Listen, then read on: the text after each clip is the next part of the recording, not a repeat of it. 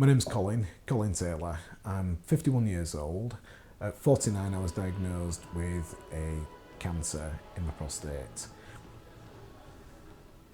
I was diagnosed with stage 3 cancer, which meant that it just spread to the left-hand side of my prostate. I had a radical prostatectomy. I was left with initially a high level of incontinence.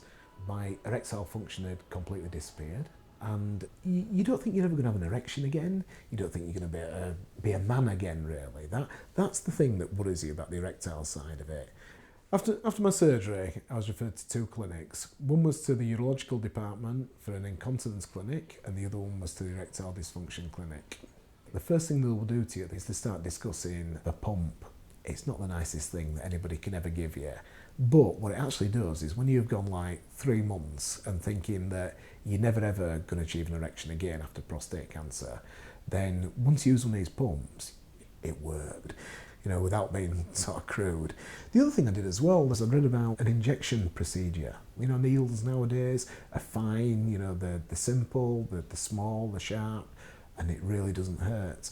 I found the injections were a massive bonus for me in my mindset, physically, and in my relationship, really. And that immediate psychological effect on your brain is fantastic, because you realise then that you can see a light at the end of the tunnel, and it does give you some hope.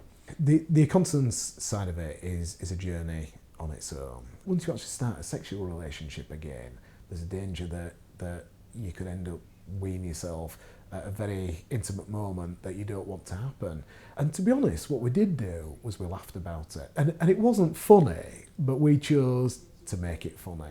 And I think exercise, support from your wife, and not letting it get you down, not thinking this thing's going to beat me, has got to be the secret of where I am today. Sort of 14 months later, I would say we probably now have got as near a normal sex life as I have had before, to a degree. And as long as you sort of manage your expectations, really, and you realise the fact that, yeah, at least fine, it's working again, It is something that improves, and it is something that you handle and does get better.